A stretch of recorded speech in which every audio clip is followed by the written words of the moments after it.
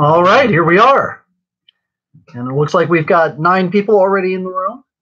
So that's cool. Why don't we just give it just a minute to let some other folks join in.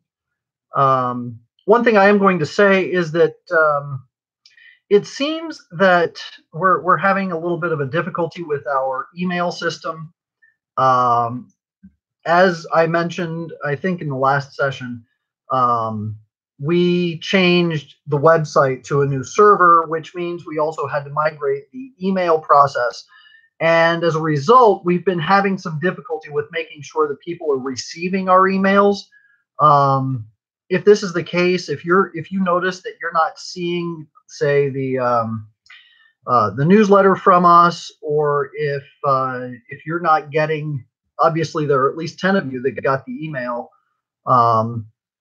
to come in here, so it's not everyone, but we have noticed that there's at least a drop in people receiving our emails. So we're working on the issue. We hope to get that resolved sometime soon, but I'll keep you updated as that moves on. So why don't we go ahead and open with a prayer? In nomine Patris et Filii et Spiritus Sancti. Amen. Ave Maria, gratia plena, Dominus tecum. Benedicta tu in mulieribus et benedictus fructus ventris tui, Iesus. Sancta Maria, Mater Dei, ora pro nobis peccatoribus, nunc et in hora mortis nostrae. Amen. Our Lady of Victory, pray for us. In nomine Patris et Filii et Spiritus Sancti. Amen. Okay, so lots to talk about today. Obviously, the Catholic world never seems to rest, and everything always moves at 1,000 miles an hour, which never used to be the case, but it's the case. It's our new reality.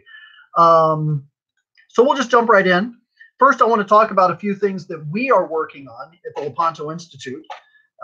In the first thing I'll tell you about, I'm working in conjunction with Church Militant here on this particular story.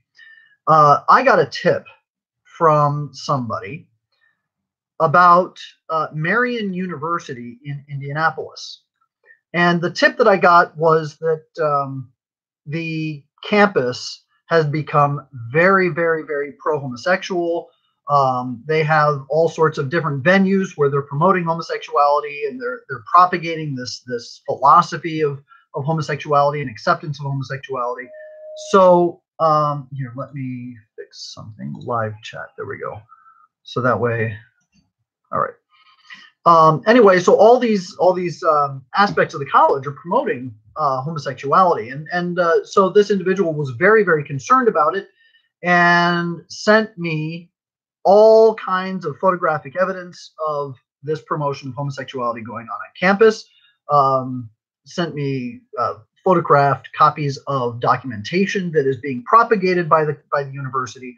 Now, what's interesting is that Marian University in Indianapolis makes almost no mention of anything regarding homosexuality. They say that they're part of the Franciscan tradition. They call themselves a Catholic university, and so forth.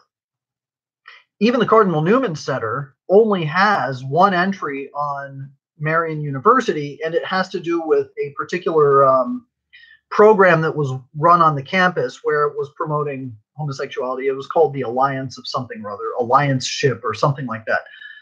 And you know, that was bad enough. But the information that I got was absolutely pervasive. It shows a systemic problem there at the college. And so I took the information. I've been digesting it. I mean, we got close to 60 pages worth of information on this stuff. And it's taken me a while to delineate and figure out exactly what we're looking at, because it's just a lot. So as I've been going through the material and looking at what's been going on the campus, I started noticing that there were certain professors' names that were coming up. So I figured, you know, it's good to have this information about the university, about what they're doing, and showing how they are promoting homosexuality. But it's also good to dig in a little bit and find out where it's coming from. So I like to do a little bit of a diagnosis and see where the problem lies, and how that can then lead to a path to how to fix it. And so I started looking into some of these professors, and oh my goodness, these people are not just pro homosexuals. Some of them are open and practicing homosexuals themselves, but they are also, by and large, many of them are Marxists. I mean, flaming Marxists. We're talking about their Facebook page, and there's one guy at least who has a little card, just like a little business card with his name on it, Democratic Socialists of America, and he's now a socialist organizer for the Democratic Socialists of America. So now he's an official card-carrying socialist. He even says so himself on his own Facebook page. So you have professors there that are thorough Marxists. I mean, thorough Marxists. We've got professors there that are saying that they stand with Planned Parenthood and they support abortion and reproductive rights. These are professors that are teaching in the communications department and in the social sciences department. So sociology, history, and that kind of thing. Government policy even. So I'm going through systematically, and I'm trying to figure out, okay, what other professors out there are promoting this horrible, horrible stuff. And so far, I have a near 100% rate in discovering that these professors are promoting something just absolutely wretched. Again, it's Marian University in Indianapolis that I'm finding this problem with. So I got this information. I'm here in Detroit again. I still have this blasted cough, but it's going away. It's going away. It's almost gone. It's just one of those long-term coughs that remains with you after you have a bad bout with the flu, I suppose. But so I got the information earlier this week. I don't remember which day I got it, but I finally was able to go through it and look at it just last night. And so what I'm doing, I'm writing a series. It's going to be a series of articles, and I'm going to write it for Church Militant. We'll also post it in our newsletter. We'll have links to it because it's kind of a big story, talking about this particular university and the problems therewith. So anyway, it's like I said, it's going to be a series of articles. They're going to start coming out next week. Hopefully I'll have the whole story published, maybe even in 4 parts. I'll have the whole story published throughout the week next week, and then we'll incorporate that. Excuse me. We'll incorporate that in our newsletter at the end of the week. So there's that. That's something that I've been working on for the last couple of days. My head is I'm just thoroughly inundated with this right now, and so a lot of the other stuff I'm kind of looking and paying attention to things on the periphery, but I'm laser focused on this right now. So that's really kind of the big thing I'm looking at. But there is another story that Lepanto is digging into. You're getting the first crack at it because you're on the inner circle. But we are looking at an organization called Caritas in Sweden. I think the official name is Caritas Sverige. Caritas, as you know, the international Caritas organization run out of the Vatican. It only gets worse when I talk. The International Caritas in the Vatican is the umbrella group for all of the Caritases run out of the various dioceses and conferences throughout the world. So the Caritas of the United States is Catholic Relief Services. The Caritas of Canada is Development and Peace. The Caritas of Ireland is called Trocare. The Caritas of of England is what is that? It's called CAFOD. The one run out of is the University Jesuit? No, it's actually Franciscan. So there you go. But the Caritas being run out of Sweden is Caritas Sverige. Somebody in Sweden contacted us and asked us to contact the bishop, the cardinal archbishop, who there's only one diocese in Sweden. So the entire diocese of Sweden, they asked us to contact the cardinal archbishop there and a few others to say, hey, look, we discovered a problem here. Would you mind either fixing it or explaining, why this is the case? And what we were looking into was the fact that Caritas of Sweden is listed as a member of something called the Swedish Mission Council. In Swiss, or in Nordic, I guess it's Nordic. I don't know what they speak over there, Swedish. But the acronym over there is SMR. We would call it SMC, Swedish Mission Council, but they call it SMR. SMR is promoting abortion and reproductive rights and all that kind of stuff. So for for Caritas of Sweden to be listed as a member is problematic. It's concerning. So I put together some information and I sent an email to the Cardinal Archbishop, to Caritas of Sweden, and to the communications director for the Diocese of Sweden. And what I said was, I said, here's the information we found. Would you please explain this to me? Let us know, maybe you're going to withdraw or whatever, how that's going to work. And the response that I got back was very interesting. I got a response from Heinrich Alberius, who is he's the president of Caritas of Sweden. He said, "Dear Michael, thank you for your email concerning SMR. You are right that this organization has a view that we of the Catholic Diocese of Stockholm do not share. And it is in fact the diocese and not Caritas Sweden who is a member of SMR. Now, if you will check the homepage of the Diocese of Stockholm, you will see that we have taken a stand against what you are underlining." So we took a look. And the diocese, after going through a series of different layers in order to get to this, we finally found the Q&A page where the Diocese of Sweden has a very limp-wristed response, not even a response, just a very limp-wristed statement about being opposed to abortion and contraception and that kind of stuff. But it's very weak and it's hard to find. And it does not mention SMR at all. Doesn't mention them. So we were kind of befuddled by this. So we sent a response. We said, "Dear Henrik, thank you for your response and clarification. Do you have an explanation as to why Caritas of Sweden is listed as a member of SMR?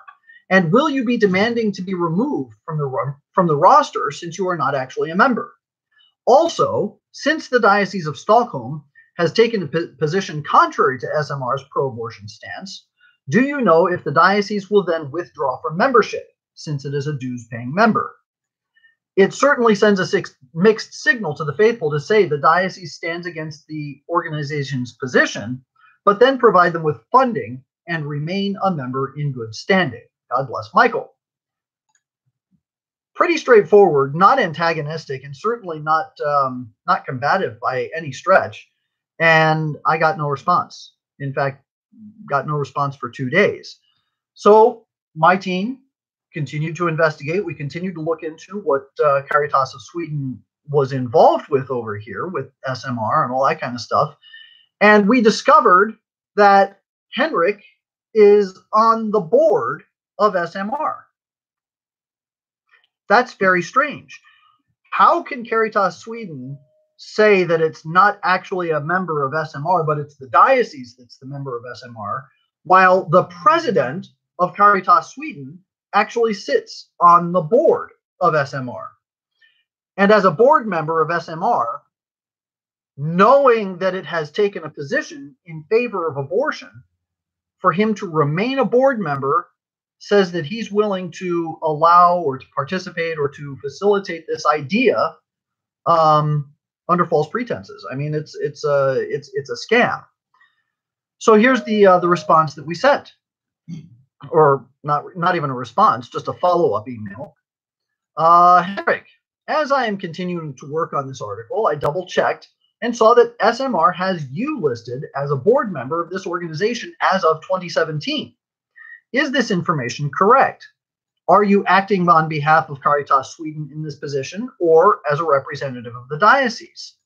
What justification is there for serving on the board of an abortion promoting organization? Have you taken any active steps to end their promotion of abortion, or are you relying on the diocesan website information? Your urgent attention to this is requested. Pretty straightforward again. And we still have not received any response.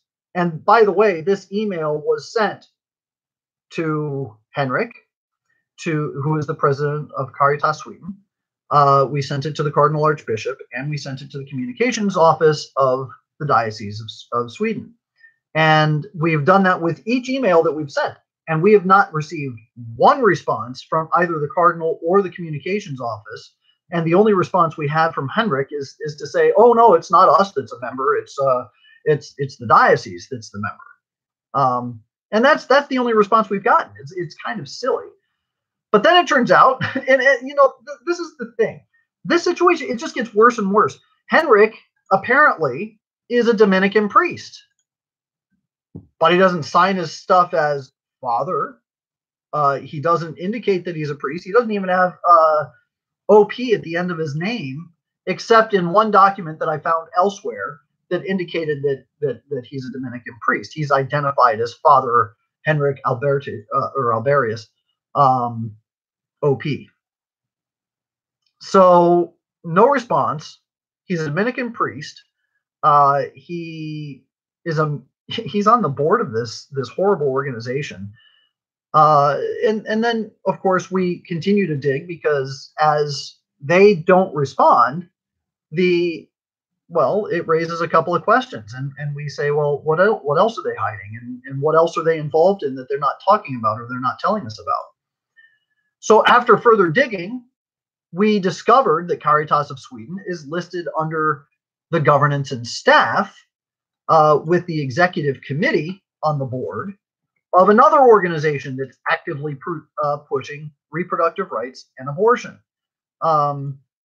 So now we're starting to find that this one organization, SMR, is only, that was just kind of that was a tip to us from somebody in Sweden. But then as we continue to dig, we're finding that there are deeper and deeper problems here. So we'll be issuing a report on Caritas Sweden and its involvement with these organizations next week, along with the communication back and forth. And again, because you're a part of the inner circle, you get to hear about it first. So my article is about Marian University, and the article on Caritas Sweden will all be coming out next week.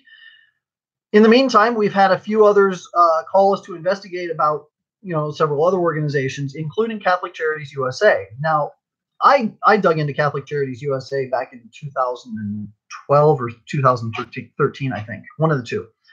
And as I was digging into, Caritas USA, Catholic Charities USA, I was finding all kinds of stuff about how they were very gay friendly, and their president at the time, I can't remember his name.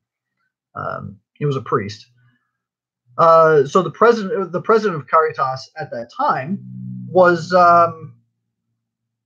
he was on the board of something called the America's Promise Alliance, which was pushing homosexuality and abortion and all sorts of stuff. And so as the head of Catholic Charities USA, and he's on the board of this very pro-homosexual thing. And we found several other things about Caritas that were very, very bad. I did a report on it for American Life League. It was one of the last reports I did. Trying to remember. I think it was called Shaking Hands with the Devil or something along those lines. And anyway, I had found all sorts of bad stuff about Catholic Charities back then. Well, now that it's several years later and we don't actually have a report on Catholic Charities USA on our website, and because people have asked, we're going to start digging into that and start putting forth a report on Catholic Charities. Because of the way Catholic Charities is structured, Catholic Charities USA is an umbrella group, and each diocese under it has their own Catholic Charities organization. So depending upon who the bishop is, the Catholic Charities of that diocese may be bad or it may be good, depending upon the sanctity of the bishop and his ability to control his own diocese. So it's a very tough investigation wise. It's a very tough situation, only because it's such a large situation. By the time you research it all, a bishop's going to get moved, or a bishop's going to die, or the diocese changed, leadership changes, and all of a sudden what was a good one becomes a bad one, or what was a bad one gets cleaned up. And so it's tough. But we will be looking into Catholic Charities USA and then telling people to use discernment with regard to their own local diocese based upon who their bishop is, because that's the best we can do. It's just too big to cover the whole gamut. So that's what we'll be looking into. That's the kind of work that we're involved in at the moment. And I don't really, because I've been so deeply mired in all of this, I haven't really been. I've been, like I said, other things have been on the periphery of my mind. I've been looking into a few other things, but I haven't really dived too deeply into anything other than the research that I'm digging into right now. So I don't have anything else prepared to talk about, because I just, you can't pay attention to everything. It's like having 5 televisions going on at the same time. You're going to be able to watch one show and catch snippets of the others. But if you have questions, if there's anything that you'd like to talk about, go ahead and put it in the chat window over here. Let's go ahead and start, talking about the things that you're interested in, or if you have any questions, or if there's anything that you would like for me to go into. I'm more than happy to. My attention is yours at the moment. So if you have something to ask or something you'd like to talk about, just go ahead and put it over here in the chat window. Let me check my email and see if anybody has sent me anything, because I haven't seen anything. But then again, as I pointed out, our email has been so sketchy lately. It's been difficult for me to know if everybody's getting their emails. I could send an email and ask, "Did you get my email?" But if people aren't receiving the emails, then how would they know? And okay, well, I don't see any questions or topics coming up.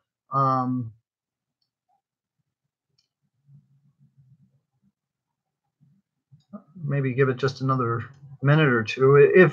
If you're thinking about something, or if you've got something in mind, just put something up real quick.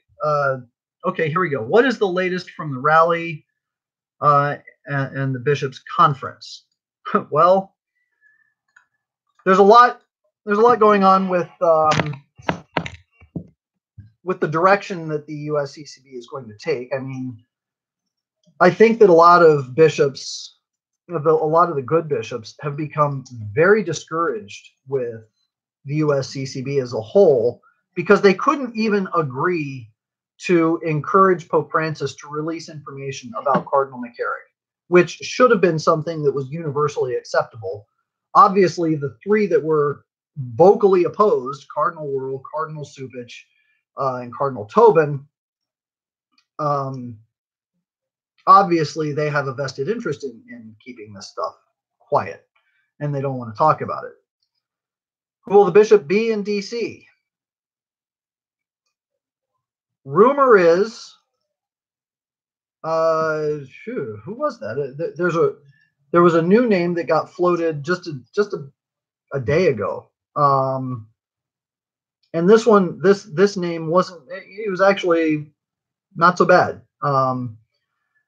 He would be pretty good for the diocese, and I can't. So hard for me to remember. Let me see if I can. I know that somebody sent me something. Where is it? Let me see. Let's see if I can find it. Somebody sent me something.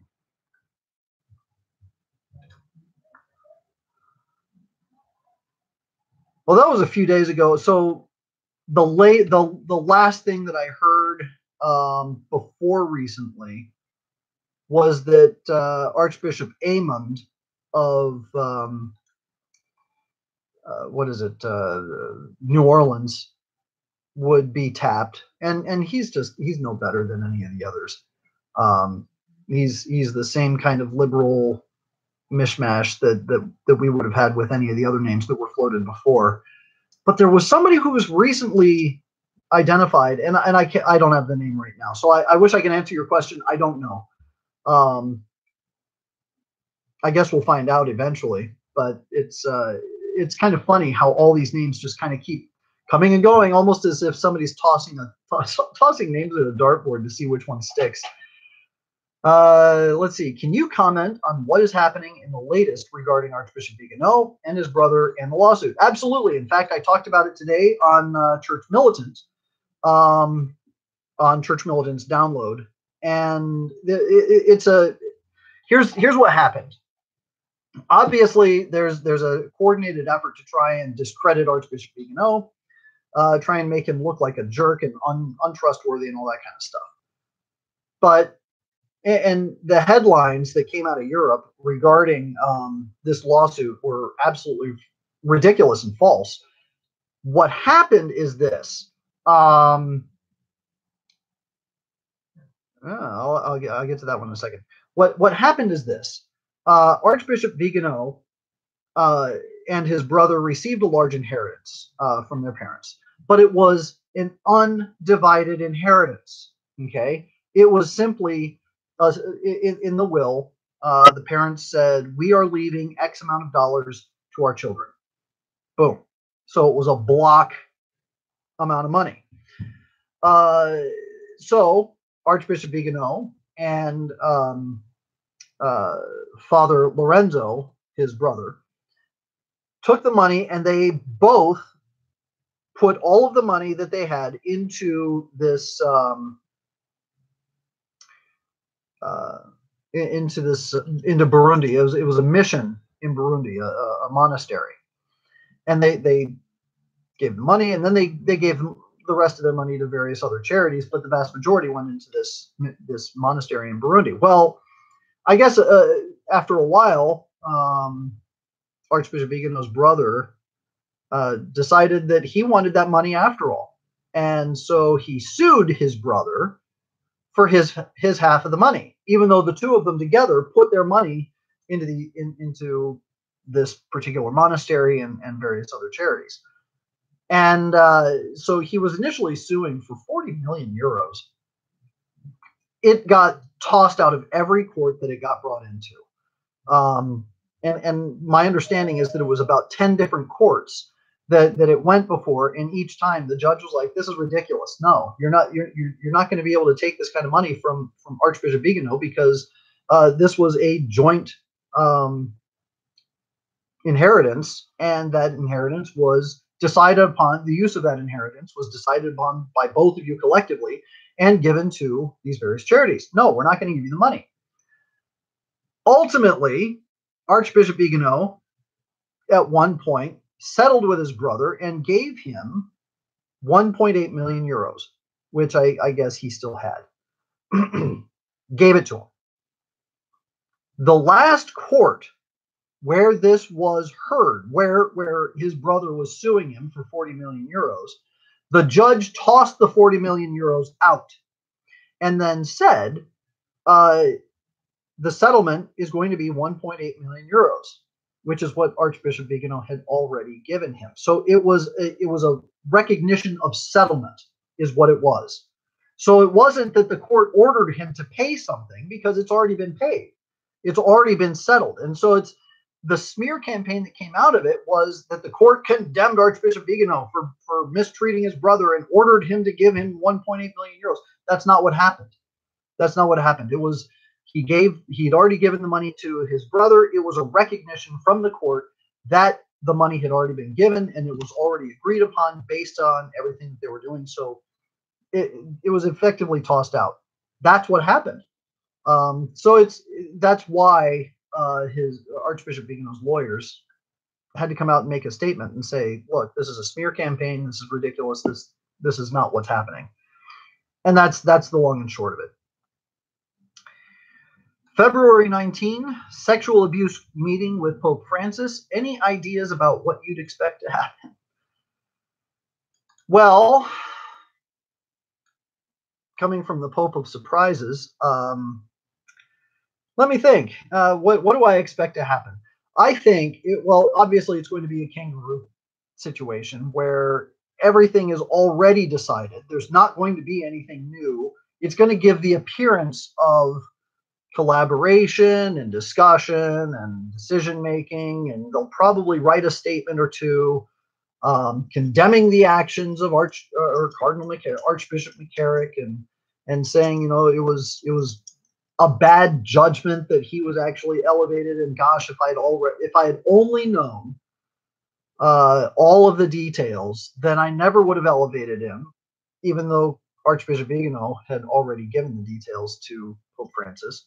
So I suspect that they're going to try and find a way to paper over, at least. See, this is why I think it's been pushed off till February. They're taking all of this time to come up with a strategy to paper over the problem and to give the appearance that they're actually doing something when they're not.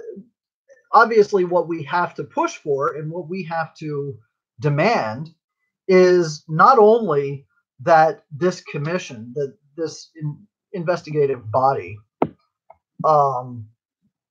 decide a procedure by which prelates can be investigated and ultimately terminated from their positions for for abusing adults, because all of the stuff that we keep hearing is all about children. So we're not hearing anything about the problem with abuse of adults. We're not hearing about anything about the abuse of, or even the consensual problems with adults. So there's nothing about that. It's all about pederasty and the children and all the ephebophilia and all that stuff. So we have to keep the pressure on and make sure that they put a focus somehow on the abuse of adults. And then we also have to really force or push for the Vatican to also address and look for a way to determine a process for dealing with the problem of the homosexual network within the church, because that really is the essence of the problem. It's a homosexual problem. We've heard that it's clericalism, the clericalism that's involved with certain things, and that's why we have this problem. Well, in a short bit, yes. I mean, yeah, we do have a problem with clericalism, but it's homo-clericalism. That's the problem. We have a problem with homosexuals that are being clericalists, who are using their positions of authority in order to protect other members of the homosexual network, which, okay, so we can call that clericalism, but let's call it what it is. It's homo-clericalism. It is clericalism that is being used in order to drive the homosexual agenda. That's what we have to be pushing against. Are they going to address that in Rome? Probably not. I seriously doubt that they'll bring that up. I think that they'll probably just deny, oh, it's not really a homosexual problem. You just have all these crazy right-wingers who are trying to say that it is. But we have to be open and we have to be welcoming, and we have to be understanding of our brothers and sisters who are struggling with same-sex attraction and da-da-da-da-da-da. But, I mean, let's be clear. Even scientific studies are showing that those who struggle with same-sex attraction rarely are ever celibate. Rarely. It does happen, and it is possible, but it's rare. And that's what most of these people don't get, is that, or maybe they do and they just don't care. But that is an issue. That is an issue. What's going to happen? I think they're just going to paper it over. I think it's just going to be kind of a clown court that they're going to use to try and make it look like they're doing something, and then forget about it. And it's we're doing something, and maybe even issue a report 6 months from then, and just to show progress and everything else. But it's all smoke and mirrors, and I think that the whole thing's going to be smoke and mirrors. That's what I expect. Let's see. Please comment on RICO and the U.S. dioceses. There has not been a formal announcement of a RICO investigation yet, but my understanding is that various attorneys general now are starting to talk to each other in different states. And because of this, with everything pointing back to the USCCB, My understanding is that the State Department is keeping an eye on it, and that the State Department, because the State Department really is what's going to be responsible for enacting RICO. So once the states start pulling in information, and if they do have solid evidence of anything crossing state lines, and then trace it back to the USCCB, then RICO would come into effect, because you can then show definitively that what's going on with this homosexual network is directly tied to the USCCB, and because of that, you now have a racketeering situation. RICO would come into effect. When's that going to happen? That's your guess is as good as mine. A lot of that depends on how these investigations progress, and a lot of it also depends on how much collaboration there is between the attorneys general and the local bishops. A lot of times we do see that local bishops have some sway with local politics, and certain pieces of information just don't come up, and so that's going to be a factor. I don't want to rely entirely on the government to conduct these investigations, because I think that in many ways the government is in bed with those bishops. But I think that once we do have one good attorney general who doesn't really care what the local bishop tries to bribe him with, once we have a good attorney general who's willing to do that, well, there you go. I think that's when we'll start to see RICO come into play. Any comments on Ann Barnhart's questioning Canon 188? I have to be honest, I don't really read Ann Barnhart that much. I mean, every once in a while somebody sends me some information that she had written about, but she's a very smart lady, and she may be too smart for her own good in some respects. I think that I just find her off-putting.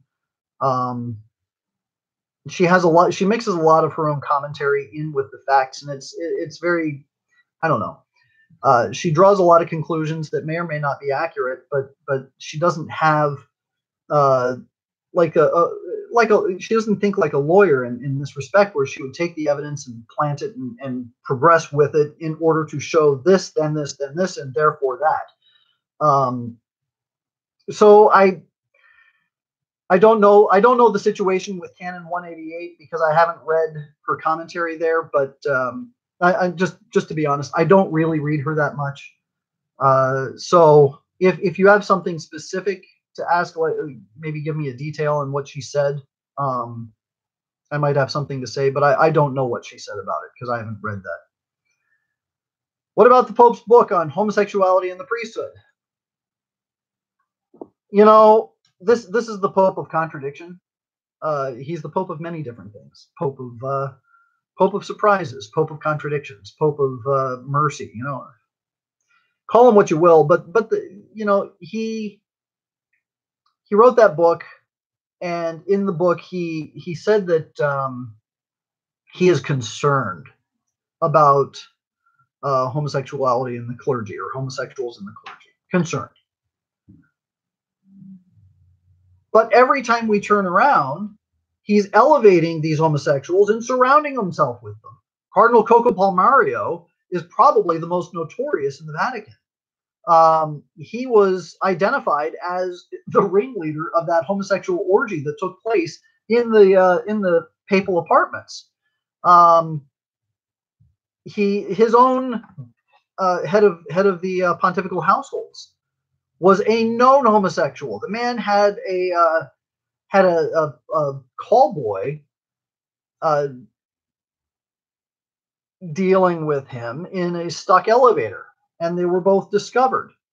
And after that, Pope Francis elevated him to the head of the pontifical household. He's the one that Pope Francis was asked about in the infamous interview where he said, "Who am I to judge?"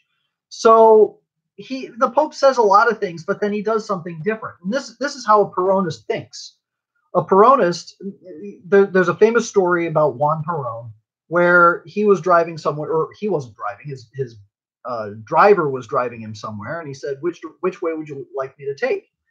And Juan Perón said, signal right, turn left. And that's exactly what Pope Francis does. He signals one way, and then he does something completely contrary.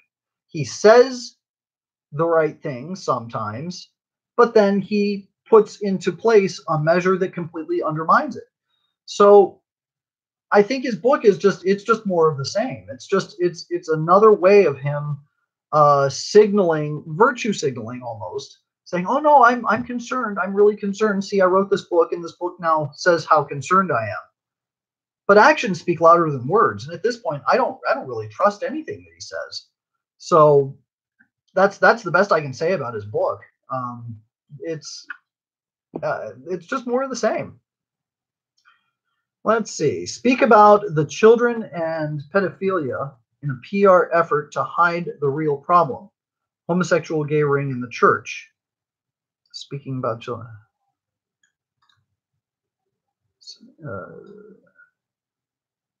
Well, yeah, okay, I see what you're saying. So speaking about the children and the pedophilia is a PR effort to hide the real problem, which is homosexual gay rings in the church. Yeah, that's that's right.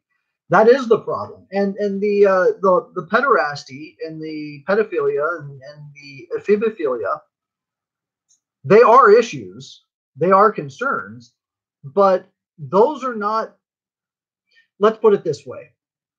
Sexual deviancy does not begin with the worst.